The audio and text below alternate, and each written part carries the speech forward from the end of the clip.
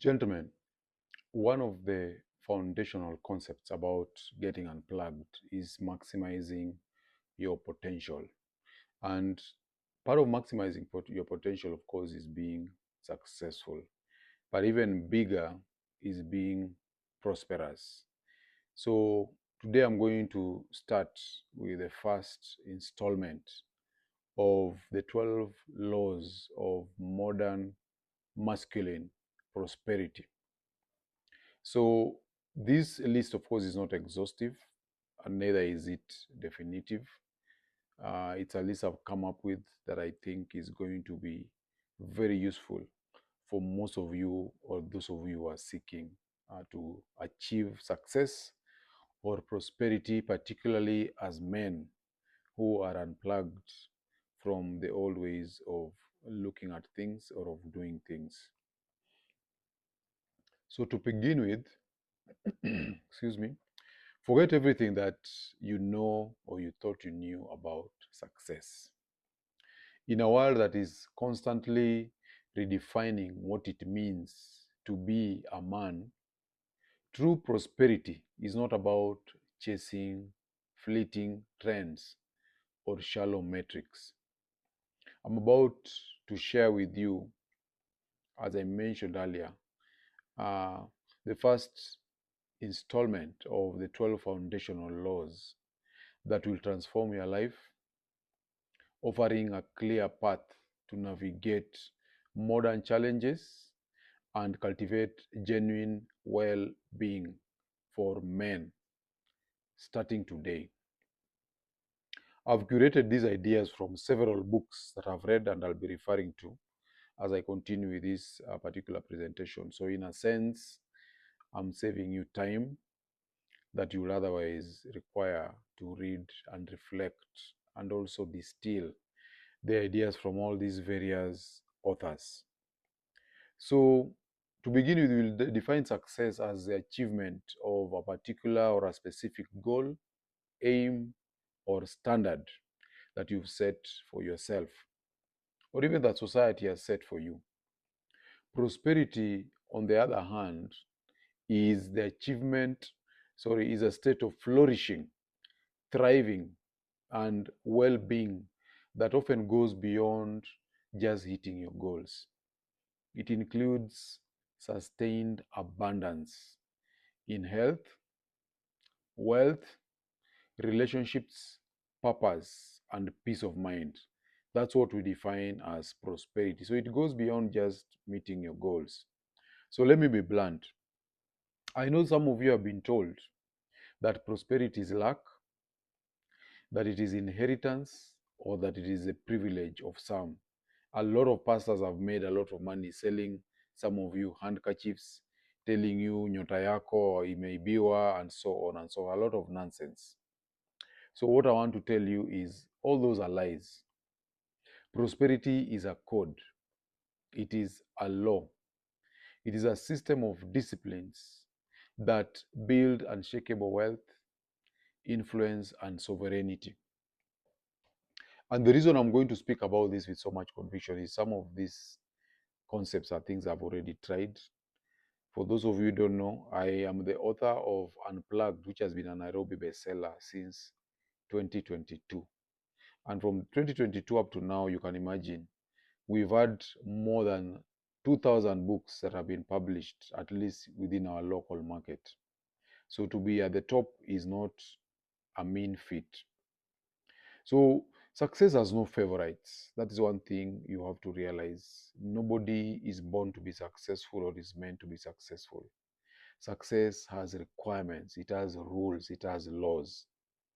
And success can be predicted just the same way you can predict that a particular team is going to win if it's a particular match. Okay? Because they have what it takes. So success has requirements. It's not about some mystical thing. It's not about someone praying for you and so on. So success is a praxeology.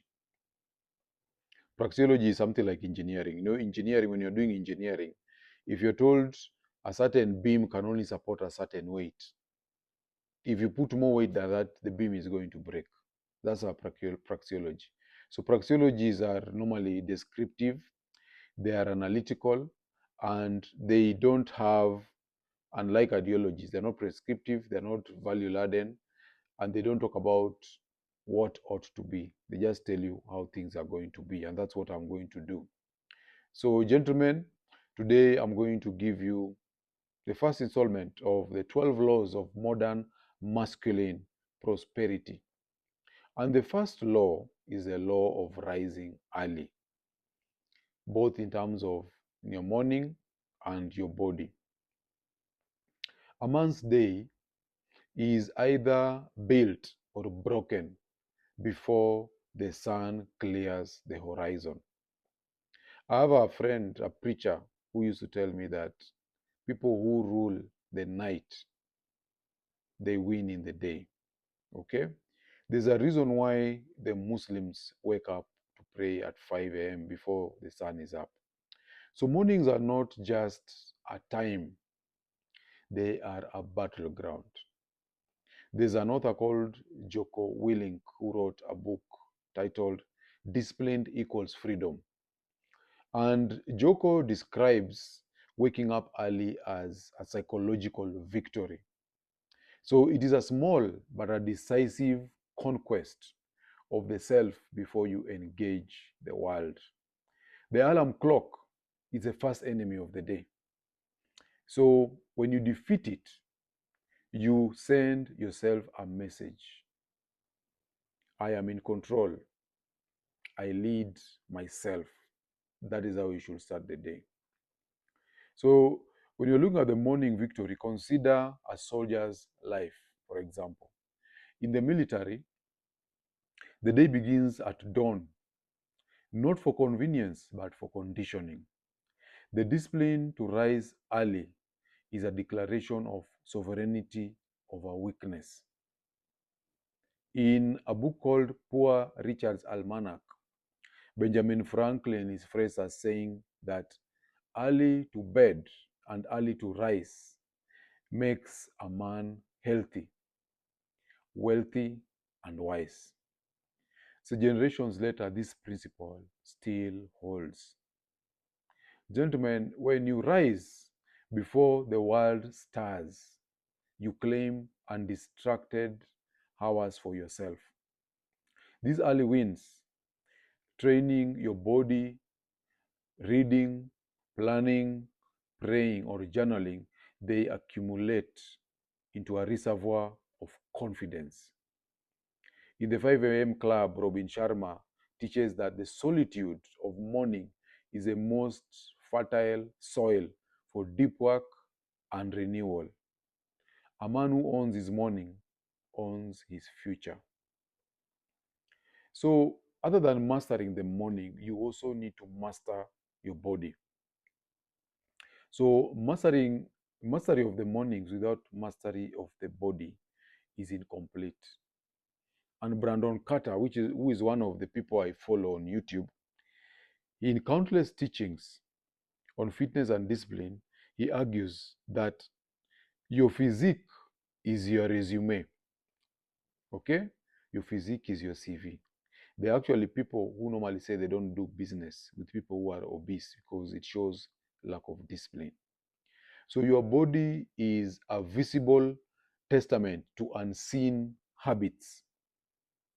The unseen habits here are discipline, sacrifice, and respect for self. You cannot fake it. The gym does not care about your excuses, it reveals your truth. In the book called Discourses, which was written by Epictetus in 108 AD, Epictetus urges men that they should endure what is hard because no man is free who is not master of himself. So the path to freedom is to master yourself. And you master yourself by being able to overcome creature comforts like food, like sleeping, warm showers, and so on. We are going to dig deep into this as we progress. The body is a proving ground for this mastery.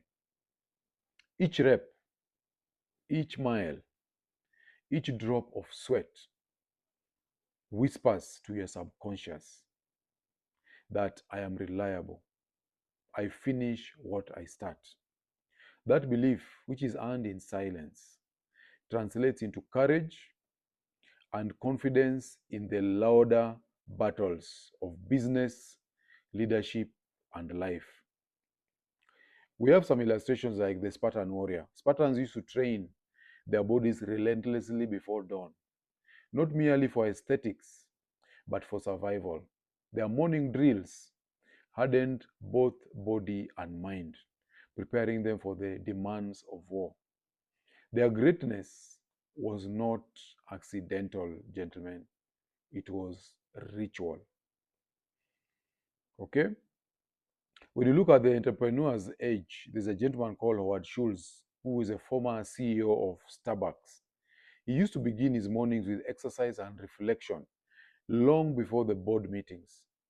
And he credited those early rituals with giving him clarity and stamina to lead one of the world's most recognized brands. And even outside the military or boardroom, a man who rises early to exercise, study, or strategize earns silent proof that he is a man of order. This order compounds into credibility in his career, relationships, and agency. So, when you look at the burden of performance as men, which we have, herein lies the hard truth. No one cares if you're tired, busy, or unmotivated. The world rewards results, not excuses. In Can't Hurt Me, David Goggins reminds men that comfort is the enemy of greatness and that the daily grind is where resilience is forged. Performance is a man's currency. Your mornings are the audit, evidence of whether you are leading yourself or drifting. So, gentlemen, let me give you a challenge. Tomorrow morning, when the alarm rings, remember this. You are not just choosing between sleep and wakefulness. You are choosing between leadership and drift. You're choosing between discipline and excuse, between rising strong or staying in bed. So we ask you, and I advise you to rise strong because mornings are the battlefield where belief in yourself is either won or lost. Some people normally ask, what do you do in the morning? What do you wake up? It's important to have a morning routine. I'm going to give you a sample morning routine. It is up to you to come up with your own morning routine. Some people begin with meditation, others begin with prayers, others go to the gym, others have a cup of coffee, okay? Others lay in bed and listen to the birds chirping outside, others will open the window, and so on and so forth. So the first thing, of course, is you need to rise early, whether it's between, like, for example, 4:30 to 6, you rise early. Gentlemen, if you're enjoying this video, please take a moment to like, subscribe, and share it. When you subscribe, you'll always be notified when I drop new content. Also, when you like and share, you help this channel to grow. And more importantly, you help other men to discover the tools that they need to level up. So remember, when one man rises, we all rise. Now let's get back to the video. Get up before the world interrupts you. That's the essence of waking up early. Okay? It is your own time. Even your family could be asleep. Your boss cannot call you at that time. That is the time for you, your me time. Okay? 2 or 3 hours of uninterrupted deep work, that is when you can do it. Whether it is running, whether it is reading, whether it is writing. Myself, I used to wake up at 3 to write. Okay? Sometimes I wake up later, depends. If I go to bed late, I can wake up late. If I go to bed early, I wake up early. So you have to come up with a routine. The important thing is discipline first, comfort later. So physical priming for you, you can take between 20 and 45 minutes. Okay? So you can do strength training or conditioning, lifts, calisthenics, you can do aerobic, high interval intensity training. Okay? It floods your body with energy. This is going to flood your body with energy. It will raise your testosterone and it will build a warrior's posture. Brandon Carter tells us that your body is your billboard. Show discipline before you say a word. And then you can also do a cold reset. This is optional. You can take a cold shower or an ice bath to sharpen alertness and build resilience. So this builds tolerance for discomfort, and this is a daily microdose of discipline. You can take another 10 minutes for mission alignment.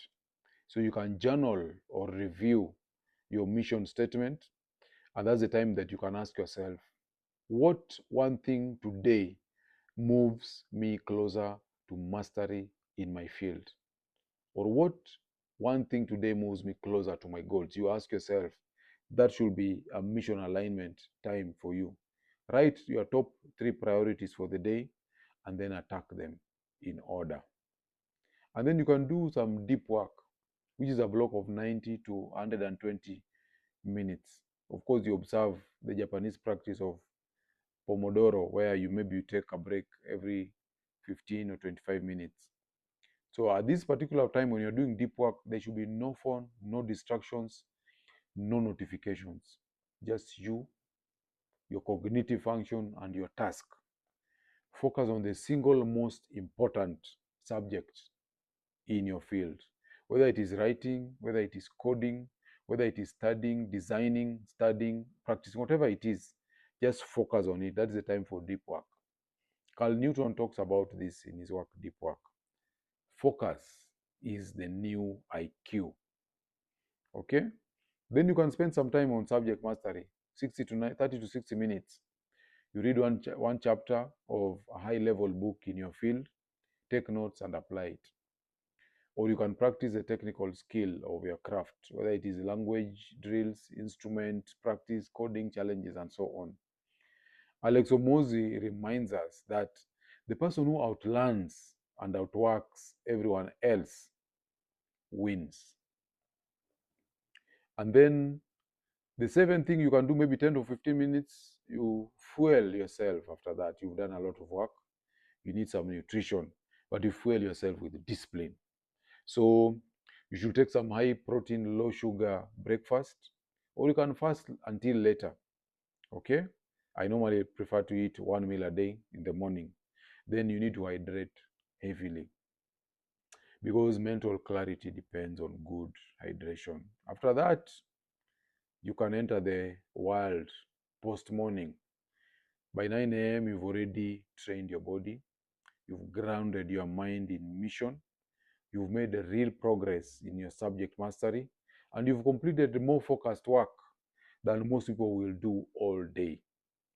Now, the rest of your day is execution, scaling, networking, and not catching up. So you can imagine this is like a cheat code. So the key principles here are that you should protect your mornings as sacred territory. The first 2 or 3 hours of your morning should always be for your mission, not others' agendas. Don't do office work during this morning. Remember, you must have a purpose, and your purpose, most of the times for you guys, is not your job. You must have a purpose. This is the time you spend to focus on your purpose. So it should be your mission, not other people's agendas. And remember, it's not about intensity. You don't have to go hard. The important thing is to be consistent. You do it every day. Okay? Show up daily. And then review weekly. What progress have you made in mastery? And then adjust accordingly. So that's the first law, early morning and mastering your morning. The second law of masculine prosperity is the law of relentless discipline. Okay? And this is about habits and hard work. Discipline is the invisible hand behind mastery. In Atomic Habits, James Clear tells us that you do not rise to the level of your goals. You fall to the level of your systems. So goals, they inspire, but it is systems, the habits that you execute daily, that deliver outcomes. In $100 million leads, Alex Omozi emphasizes that most people fail, not because they lack ability, but because they quit too soon. Relentless consistency outpaces talent because the man who simply refuses to stop eventually compounds into excellence. Drawing from my own experience, my bestseller was my seventh book. I wrote for about 3 years in obscurity without moving much of the needle. So you have to remember that the man who simply refuses to stop eventually compounds into excellence. We normally say that the price of entry is to suck at the beginning. So, like right now, I've just started. This is my YouTube podcast, and this is the second month. It's not going to remain like this. I'm going to get better cameras, better lighting, better presentations, better content, and so on. But I have to risk sucking fast. Okay? So that is what it takes to gain excellence. You need to be consistent and you need to be able to start. In Discipline Equals Freedom, Joko Willink declares that sacrificing comfort in the short term buys freedom in the long term, whether it is financial, physical, or mental. The masculine orientation of discipline also ties to Rollo Thomas's rational male concept of mental point of origin. So the man of conviction asks, what must I do? Rather than what will others think. His discipline is self directed, not approval seeking. And illustrations of this abound. If you look, for example, at Michael Jordan in Driven from Within, he admits that greatness was forged not only in games, but in relentless practice, like arriving fast, leaving last, drilling the basics until they were instinct. In the book called How the Other Half Lives by Jacob Rees, he captured this principle in his stone cutter analogy that the 100th blow doesn't break the stone. All the blows before did. Those who know how stone cutters cut big stones, small cuts until a final one splits it. So ancient wisdom echoes the same.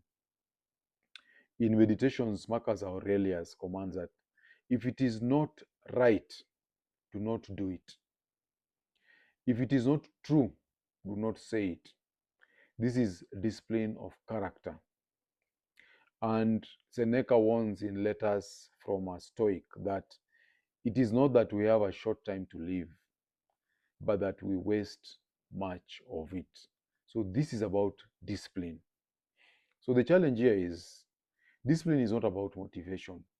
It is about system. We normally say that motivation is not what you should use or rely on if you want to succeed. You should rely on discipline because discipline is doing something even when you don't feel like doing it. The mediocre man, he drifts by impulse.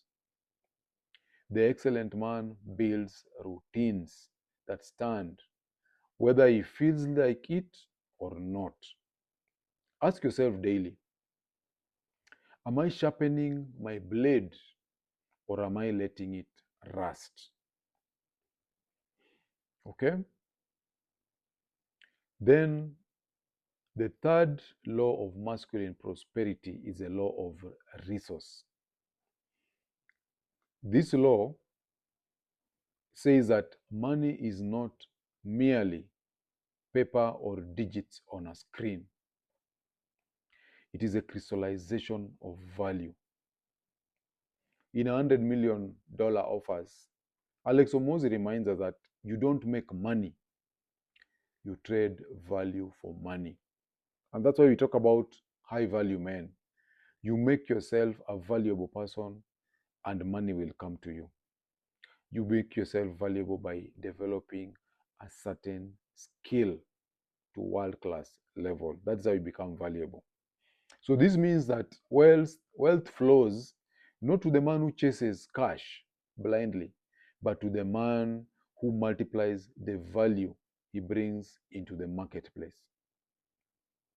Remit Sethi in I Will Teach You How to Be Rich emphasizes that financial mastery begins with clarity. And here is clarity about knowing where every dollar goes and ensuring that your spending reflects your mission, not your impulses. For Sethi, wealth is not about deprivation but conscious alignment, channeling resources to serve your priorities instead of being enslaved by lifestyle creep. The ancients taught the same truth. We have uh, the book called The Richest Man in Babylon by George Clason. He wrote that a part of all of you, of all of you earn is yours to keep. A part of all you earn is yours to keep. Saving is not about hoarding, but about building the discipline to convert fleeting income into lasting assets. In The Way to Wealth, Benjamin Franklin tells us that he admonishes us that we should beware of little expenses. A small leak will sink a big or a great ship. So, resource mastery begins in the small leaks that most men ignore. And modern entrepreneurs echo this principle. In essays of Warren Buffett tells us that he talks about the importance of capital allocation, declaring that the job of any leader is to deploy resources where they compound the most. His life illustrates thrift not as miscellaneous, but as intelligent stewardship, flying economy for years while building Berkshire Hathaway into financial empire. I have some illustrations. If you look at a farmer's field, there is a farmer who eats all his harvest. He will have nothing for tomorrow. But the farmer who saves seed ensures that multiplication is going to be there in the next season. Likewise, if you consume all your income, you starve your future. We normally say you are robbing your future self when you're squandering your money. There's Spartan standard. And the Spartans, what they did is that they are famed for their discipline, and they lived simply and allocated resources towards military excellence. That's why we talk about a Spartan lifestyle. It's about being spendthrift. The Spartans understood that prosperity is not luxury, but strength. Okay? And many first time entrepreneurs or business owners, they normally mistake revenue for wealth. Okay? That is the entrepreneur's trap. Stan Agacho calls such people vampires because your revenue is your capital. If you eat your capital, you are drinking your own blood. As Michael Garber says in The E-Myth Revisited, a business survives only when its owner masters cash flow, systems, and reinvestment. So you have to learn to plow back, you have to learn to save, you have to put your money where it will grow the most. So do not chase money as an idol. In The Effective Executive, Peter Drucker reminds us that efficiency is doing things right. Effectiveness is doing the right things. So excellence in value creation precedes wealth. Focus on mastery and money will follow as a byproduct, not as the goal. So the challenge for you here is you need to audit your finances today. Are your dollars serving your mission? Are your shillings serving your mission? Or are they leaking into distractions? Remember, Wasting money is not just poor maths, it is self disrespect. To master resources is to master yourself. So, those are the first three laws of masculine prosperity, and I'll give you more in the next installment. Tell me what your thoughts are, whether you've tried any of these laws, whether they work for you, whether you've read any books that have similar or different concepts, and share your thoughts and ideas in the comments below. And I'll see you on the next one.